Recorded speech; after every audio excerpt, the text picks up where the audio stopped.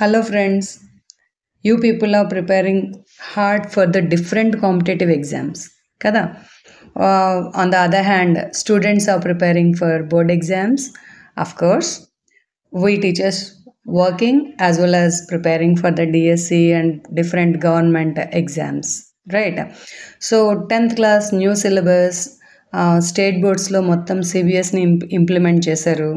So వీటిని మనం ఎలా ఆన్సర్ చేయాలి, especially those aspirants those who are preparing for DSC and all ఈ టెర్మినాలజీతో చాలా ఇబ్బంది పడతారు, English and Telugu.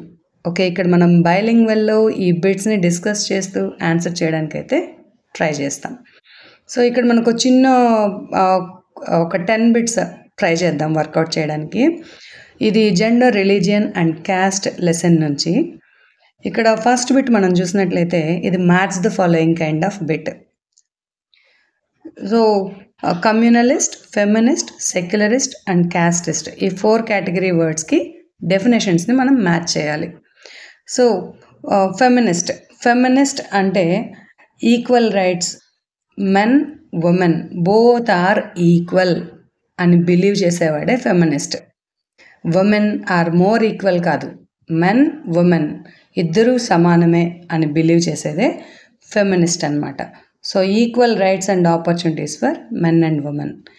A follows 2.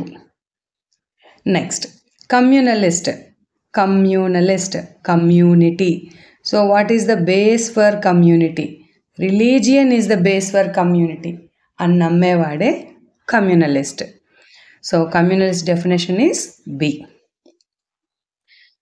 Next, a person who thinks that the caste is the base principle of community. Religion కాదు, caste అనేదే చాలా ముఖ్యమైన విషయం. ఒక సొసైటీ ఏర్పడాలి అంటే నమ్మేవాడు క్యాస్టిస్ట్ అనమాట. A person who believes on no discrimination. అసలు ఏ రిలీజియన్ని బేస్ చేసుకొని మనం ఎవరిని డిస్క్రిమినేట్ చేయకూడదు. All the religions have their own respect అని నమ్మేవాడే సెక్యులరిస్ట్. సో ఇప్పుడు మన ఆన్సర్ ఏంటి? A follows 2, B follows 1 and C follows 4 and D follows 3. So మన our answer is B. Okay,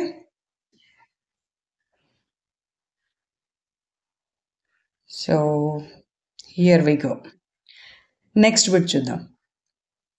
so which of the following countries has బైపార్టీ system? So బైపార్టీ system, అసలు ఈ party system అంటే ఏంటి అనే దాని గురించి మనం ఫస్ట్ మాట్లాడదాం. సో పార్టీ సిస్టమ్ అనేది మనకు డెమోక్రసీలో చాలా ఇంపార్టెంట్ ఆస్పెక్ట్ ఏంటి అంటే పార్టీ సిస్టమ్. అండ్ మన డెమోక్రసీ అంటే గవర్నమెంట్ ఫామ్ అవ్వాలి, పీపుల్ రూల్ ఉండాలి, దీనికి పొలిటికల్ పార్టీస్ అనేవి బేస్. ఒకే ఒక పొలిటికల్ పార్టీ ఎంటైర్ గవర్నమెంట్ని ఫామ్ చేయడం, ఎక్స్క్లూజివ్ పవర్ని ఆర్గనైజ్ చేస్తే దాన్ని సింగిల్ పార్టీ సిస్టమ్ అంటాం, లేదా 1 పార్టీ సిస్టమ్ అంటాం. దీన్ని మనం చైనాలో చూస్తాం. Communist party China is the best example for 1 party system. సరే, బై పార్టీ సిస్టమ్ అంటే ఏంటి? 2 పార్టీస్ ఉంటాయన్నమాట. ఒకటైతే కాదు, 2 పార్టీస్ ఉంటాయి. సో ఈ 2 parties always they play A game. Majority వచ్చింది రూలింగ్, ఇంకొకటి అపోజిషన్. సో ఇది కాకపోతే అది, అది కాకుంటే ఇది అన్నట్టు. ఓకే, సో ఇక్కడ ఇంగ్లాండ్ ఇంకా అమెరికాలో మనం బైపార్టీ సిస్టమ్ని చూస్తాం. సో మనకి ఇక్కడ ఆన్సర్ ఇంగ్లాండ్. ఇంగ్లాండ్లో మనకు కన్జర్వేటివ్ పార్టీ ఇంకా లేబర్ పార్టీ అనేటివి యాక్టివ్గా ఉంటాయన్నమాట.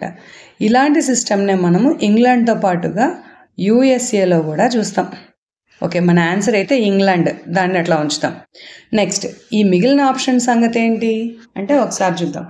ఇండియా, రష్యా, ఫ్రాన్స్, ఇంతేకాదు Israel, Australia, Canada, Bangladesh, Pakistan ఇవన్నీ కూడా మల్టీ పార్టీ సిస్టమ్కి ఎగ్జాంపుల్స్.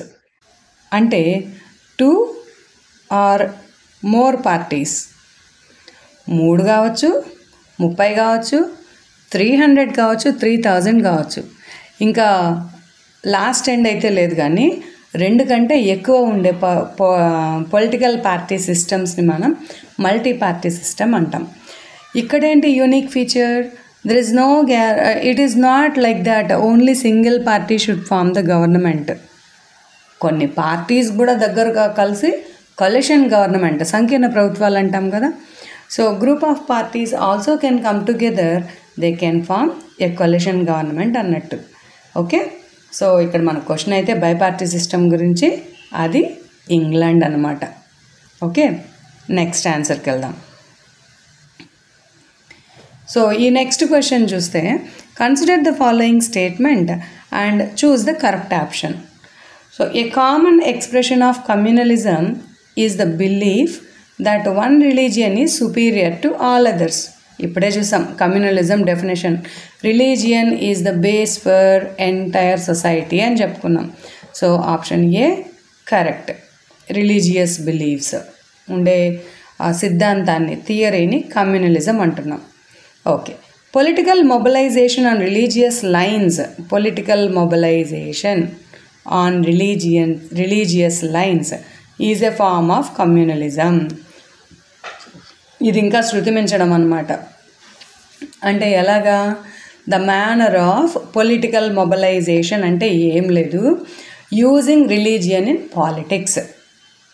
పొలిటికల్ మొబిలైజేషన్ అన్నా కమ్యూనల్ పాలిటిక్స్ అన్నా ఒకటే, రిలీజియన్ని పాలిటిక్స్లో యూజ్ చేయడం, యూజింగ్ ఆన్ రిలీజియస్ లైన్స్.